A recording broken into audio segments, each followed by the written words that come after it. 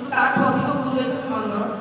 ସେଥିପାଇଁ କାହିଁକି ମୋର ଇଚ୍ଛା ହେଲା ଟିକିଏ କଲମରେ ଜାଗା ଦେଇଦେବା ପାଇଁ। ଏଇସବୁ ଦେଖିଲା ପରେ ଭଲ ଲାଗିଲା, ହଁ ପ୍ରତ୍ୟେକ ସାଙ୍ଗମାନେ କେତେ କଷ୍ଟ କରୁଛନ୍ତି, ସେଥିପାଇଁ ଟିକିଏ କଲମରେ ଜାଗା ଦେଇଛି। ଟିକେ ତା ସାଙ୍ଗରେ ପାର୍ଟିସିପେଣ୍ଟ ମାନେ 4 ଦିନ ହେଲାଣି ଯେଉଁ ଯେତିକି ବସିଛନ୍ତି, ଯେତିକି ଅଷ୍ଟମୀ କରିଛନ୍ତି ସକାଳ ବସଷ୍ଟାଣ୍ଡ, ତା ସାଙ୍ଗରେ ସରକାର ସମସ୍ତଙ୍କ ପାଇଁ ମୁଁ ଡେଡିକେଟ୍ କରିଛି ଚିତ୍ରଟା କଥା କାମ କରୁଛି।